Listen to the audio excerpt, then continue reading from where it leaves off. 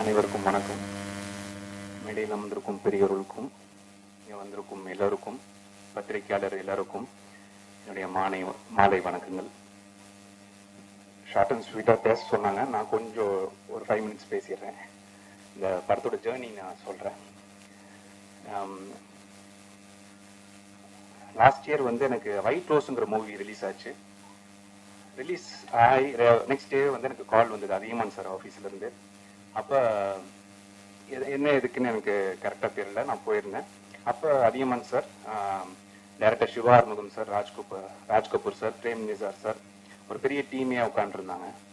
அப்படியே வாங்கன்னு சொன்னதுக்காக நான் என்னன்னு கூட கேட்க தெரியல. சரி, அங்கே எல்லாருமே இந்த மாதிரி ஒரு படம் ஒன்று பண்ண போகிறோம், நிழற்குடை, ஒரு நல்ல ஒரு மெசேஜ் உள்ள படமாக இருக்கும், ஸ்கிரிப்ட் சொல்கிறோம் அப்படின்னாங்க. சார், ஸ்கிரிப்ட்லாம் சொல்லணும்னு அவசியம் இல்லை, நான் நடிக்கிறேன் சார். இல்லை, நீங்கள் ஸ்கிரிப்ட் நான் சொல்கிறேன், நீங்கள் கேளுங்க, அப்புறம் நீங்கள் உங்களோட முடிவு சொல்லுங்கள் அப்படின்னாங்க. ஸ்கிரிப்ட் ஒரு 1/2 hour 45 minutes Siva Arumugam sir சொன்னார்.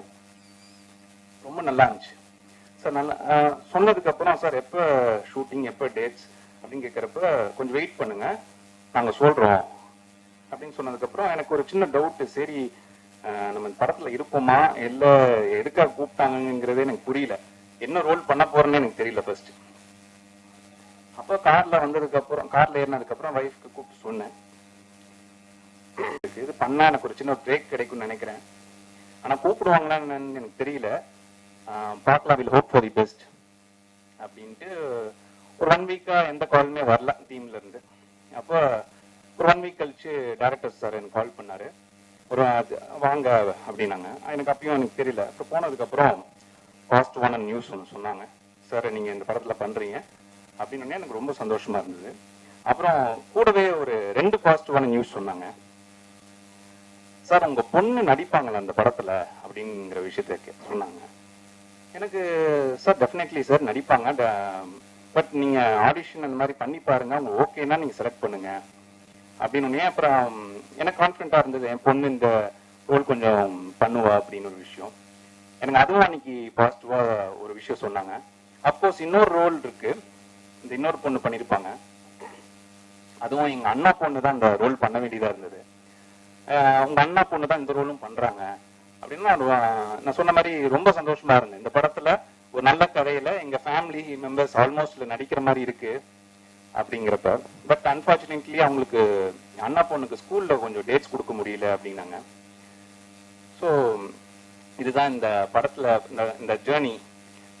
அப்புறம் ஷூட்டிங் ஆரம்பிச்சதுக்கு அப்புறம் எனக்கும் கண்மணி அவங்களுக்கான ஒரு சின்ன ஒரு விஷயம் போயிட்டு இருந்தது.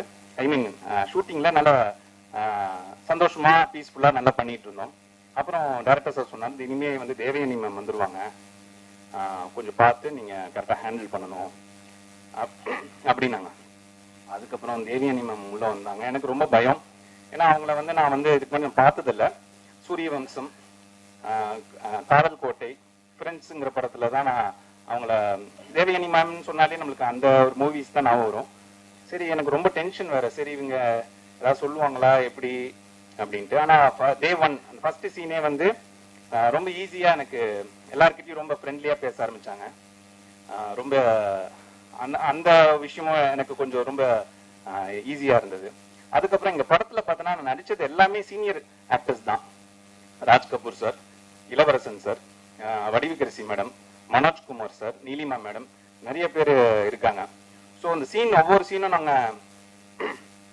எனக்கு ஒரு சின்ன ஒரு டென்ஷன் இருந்துகிட்டே இருக்கும், நம்ம கரெக்டா. ஏன்னா இவங்களோட இந்த படம் வந்து ஒரு சின்ன ஒரு லைவ் ஸ்டோரி, ஒரு நல்ல மெசேஜ் உள்ள படம். ரொம்ப ஓவர் ஆக்டோ இந்த மாதிரி பண்ணாதீங்கிறது நம்ம டைரக்ஷன் டீம்ல இருந்து எப்பயுமே சொல்லிக்கிட்டே இருப்பாங்க. சரி, நானும் சட்டிலாவே பண்ணணும். சரி, பெரிய சீனியர் ஆக்டர்ஸ், சரி முடிஞ்ச அளவுக்கு நான் ஒரு ஜஸ்டிஃபிகேஷன் பண்ணிருக்கேன்னு நினைக்கிறேன் இந்த படத்துல. அப்புறம் ஓகே, சீக்கிரம் முடிச்சிடறேன். இன்னைக்கு விழாநாயகன் மியூசிக் டைரக்டர் அவருக்கும் என்னுடைய வாழ்த்துக்கள், எங்க டீம் எல்லாருக்குமே என்னுடைய வாழ்த்துக்கள். மூவி May 9 நாங்க ரிலீஸ் பிளான் பண்ணியிருக்கோம். டெஃபினட்டா உங்களோட சப்போர்ட் வேணும். நன்றி, வணக்கம், தேங்க்யூ.